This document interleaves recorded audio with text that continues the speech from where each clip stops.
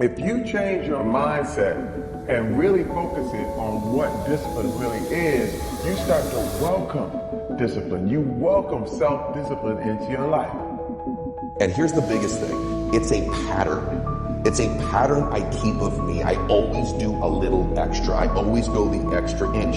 And the quickest and easiest place to do it is the gym. Because I can always grab one more weight, one more set. And here's what it does. It shifts your identity.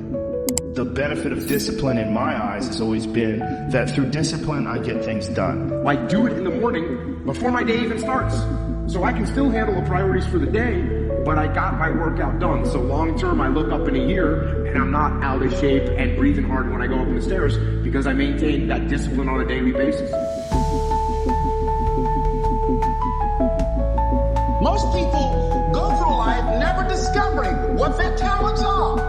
Most people never develop their talents. You need to tell you, no more snacks, no more desserts, no more TV, no, we working out now. They have skills and abilities, but if you don't nurture them, if you don't develop them, they will never serve you. Your gifts can take you many places if you develop your gifts. The best gifts come from the bottom. I value myself enough to give 120% or don't do it. And that if you decide that my life deserves my developing this what I do well. Why are you only giving 50%? What's wrong with you? I grant you that if you begin to work to develop your gifts, you'll develop a strong sense of happiness. You'll get a larger vision of yourself. Because part of beginning to get a larger vision of yourself, all of us need some area of our lives where we can have a feeling of competence. When other folk are having a good time, you've got to have the strength of character. You need to tell you that you owe you something.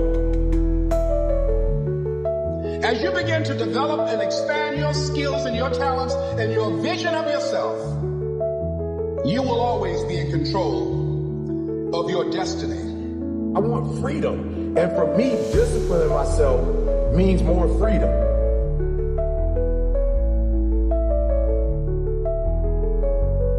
It's so easy to be great nowadays because most people are weak.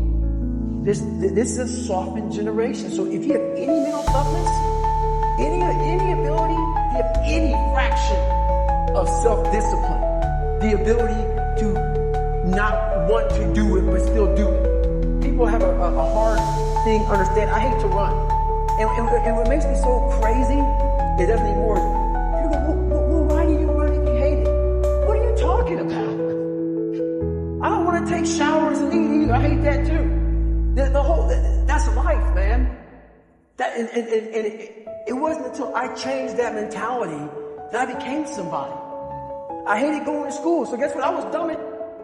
But if you can get through to doing things that you hate to do, on the other side is greatness. That's what people understand. By me running, I'm callousing my mind. I'm not training for a race. I'm training for life. I'm training for the time when I get that 2 o'clock in the morning call that my mom is dead or something happens tragic in life. I don't fall apart. I'm training my mind and my body and my spirit so it's all one, so I can handle what life is going to throw at me. Because the life I've lived, it throws a whole bunch at you. And if you're not physically and mentally prepared for that, you're just going to crumble. And you're good for nobody. 99% of people are not willing to do what it takes to make their dreams come true. The Marines have a saying, everybody wants to go to heaven, but nobody wants to die. The center of bringing any dream into fruition is self-discipline. You know, something as simple as food and eating. It's not about your body as much as it is about your mind. It's getting command of your mind to be able to choose actions that are in your own best interest. Every day we are choosing that's not in our own best interest. So if the world is attacking you and the world wants to fight you and the world's trying to hold you down, so you gonna kick yourself in the balls? So you gonna stop yourself from getting what you dream?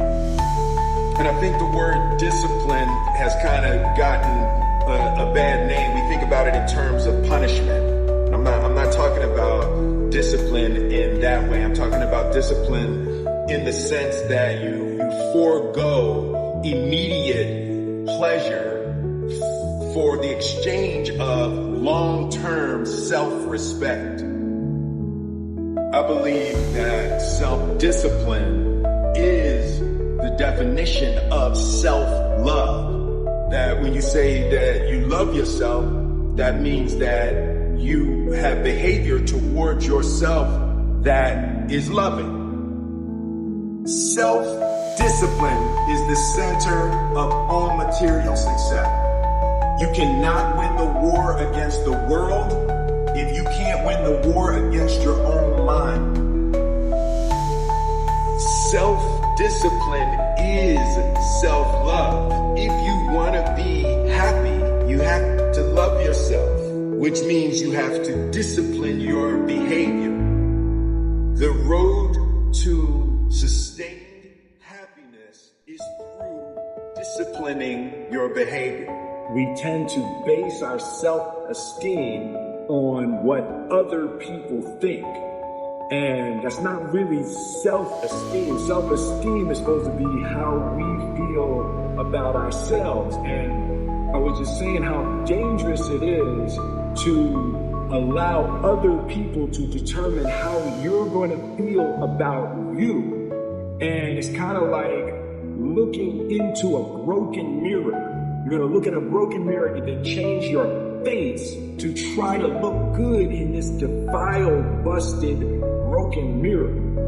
And it just, other people's opinions is a really way to determine how we feel about ourselves.